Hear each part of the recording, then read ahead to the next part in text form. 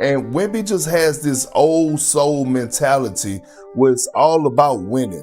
He don't care about the praise. It just comes with it. This man is trying to win and accomplish something, and he is one of the best young leaders that we have in the game today. The Spurs just rolled into Detroit, nobody's house, and handled the hottest team in the league. Best record in the NBA? Didn't matter. San Antonio came to play and left with an 11-point win. Out to Castle, lob it up top! Exclamation point for Wembanyama. And it wasn't even close. 9 straight wins, a perfect 8-0 in February. Their last 4 wins by an average of 21 points. They're not just winning, they're embarrassing teams. The Spurs were supposed to still be figuring things out, a year or two away. Young team, finding their legs, learning how to win, all that. But something has clicked in San Antonio that goes way beyond Wemby being a generational talent. Because there are plenty of generational talents in this league who aren't winning like this. Anthony Edwards? Generational. Luka? Generational. Having the guy isn't enough. You have to build the right thing around him. And what the Spurs have built is a system that creates a problem no team has been able to solve. The Detroit game, that's the one that lays it all bare. Because the Pistons came in with a game plan. They came in physical. They came in aggressive. They targeted Wemby specifically, tried to rough him up, tried to take him out of the game. And for a little while, it looked like it might work, but it didn't. So let's break down exactly what happened in Detroit, why the Thunder keep losing to this team, and the one stat about Wemby that completely changes how you should think about these Spurs. All right, let's set the scene. Spurs at Pistons. Detroit is 42-15, the best record in basketball. This is the measuring stick game. You want to call yourself a contender, you gotta go on the road and beat teams like this. And the Pistons clearly had a plan. From the opening tip, they were physical with Wemby. Body shots, hard contests, no easy looks. They were daring him to beat them as a scorer. And in the first half, his efficiency dipped. The numbers weren't great. If you're a Pistons fan watching that first quarter, you're feeling good about the strategy. But here's the problem, and this is what makes the Spurs so terrifying. When you commit that much attention to Wemby, when you're sending extra bodies at him, when you're loading up on his side of the floor, the rest of the court opens up, and the Spurs have guys who will make you pay. Real shooters, not guys who hit an open 3 once in a while, guys who will bear you if you leave them alone. Devin Vassell went nuclear. 28 points, 7 threes. He was unconscious. And Vassell isn't some streaky shooter who gets lucky. He's a legit scoring option. When teams help off him to deal with Wemby, they're leaving a guy who can drop 28 on you without breaking a sweat. Julian Champagnie added 17 with 5 threes of his own. Between the two of them, 9 for 12 from 3 in the first half alone. The Spurs shot 45% from deep on the game, and Stephon Castle was finding driving lanes because Detroit was so locked in on Wemby that the whole floor opened up for him too. And this is the part that should genuinely worry every team in the West. The Pistons executed their game plan well. They made life difficult for the best player on the floor, and they still lost by double digits. Because the harder you go at Wemby, the more space you create for everyone else. It's a trap, and right now, nobody has figured out how to avoid it.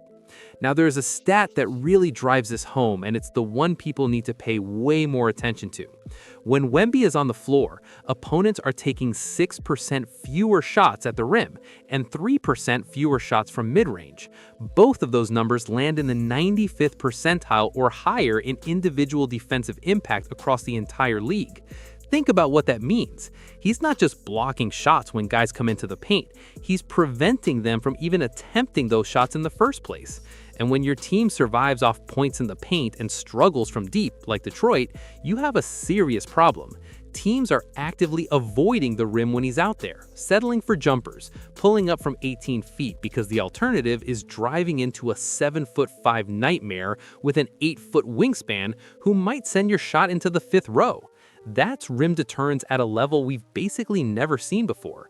Guys like Rudy Gobert change the way teams attack the paint, but Wemby does what Gobert does defensively while also being someone you have to game plan for on offense.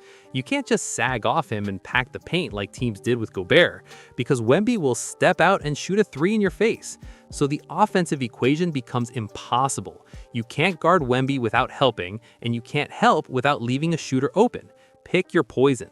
Double him in the post, Vassell is spotting up. Send an extra body on the drive, Champagnie is wide open in the corner. Stay home on the shooters? Cool, now it's one-on-one with Wemby, and good luck with that. Vassell's 28-point explosion wasn't a fluke. It was the logical outcome of a defense too focused on stopping Wemby.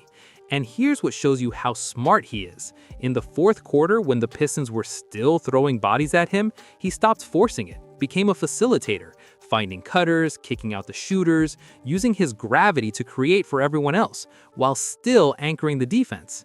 He finished with 21 points, 17 rebounds, and 6 blocks. On a night his shot wasn't even falling, he still dominated on both ends. That's what makes him different from other young stars. He doesn't need 35 points to control the outcome.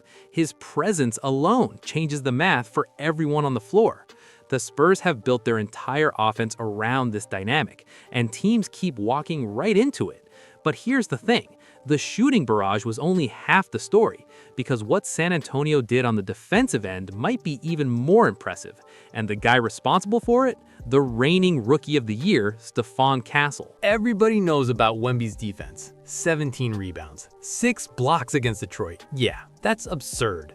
Leading the league in blocks, legit Defensive Player of the Year candidate. We know all that.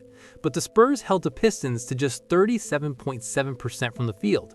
That's Detroit's worst shooting performance of the entire season.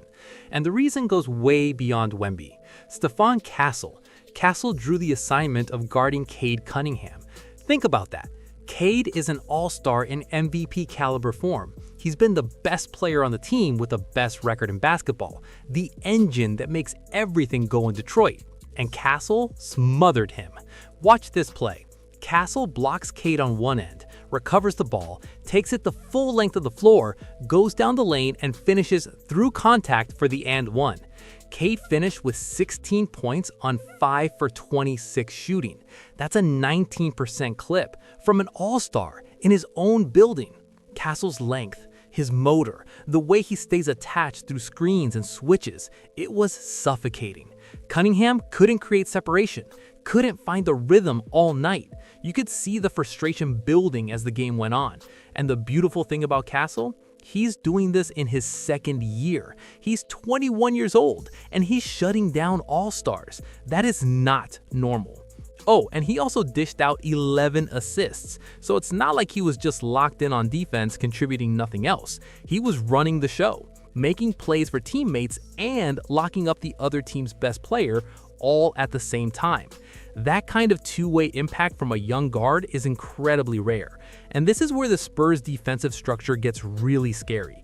Because the way Mitch Johnson and his coaching staff have set things up, it's a two-layer system.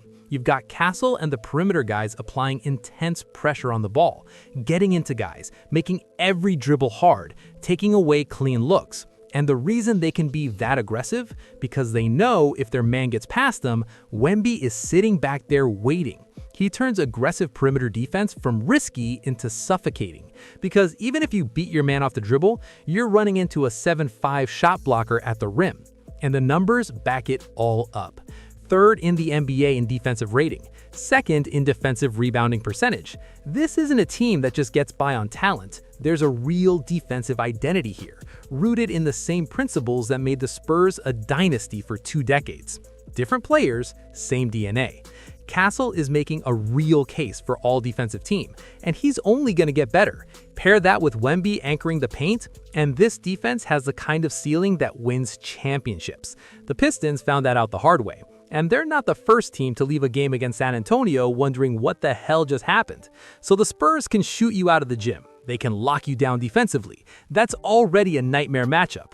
But there's a third layer to this team, and it might be the scariest part of all. And it showed up every single time they faced the defending champions. Look, Beating Detroit on the road is a statement win, no question. But if you want to know whether a team is built for the playoffs, you need consistency against elite competition. And the Spurs season series against Oklahoma City, that's where this goes from impressive to genuinely alarming for the rest of the league. 4 wins in 5 games against the reigning champs. And the biggest one, the one that announced the Spurs to the basketball world, came in the NBA Cup semifinals back in December. OKC had won 16 straight. They looked untouchable. Nobody could hang with them. The Thunder were on the kind of run where people were already penciling them in for a repeat championship, and the Spurs beat them 111-109 in a game that went down to the wire. They didn't sleepwalk into it either. They controlled it for long stretches, took OKC's best punches, and made the plays down the stretch when it mattered most. That's the kind of win that tells you everything about a team's mentality. Their most recent matchup, February 4th, a 116-106 Spurs win. Now, I'll be fair. The Thunder were missing most of their starting lineup due to injuries, so put an asterisk on it if you want. But that almost makes the point in a different way, because the Spurs didn't coast. They didn't take the night off. They came out, executed their system, and handled business with the kind of professionalism you expect from a team that knows exactly who it is.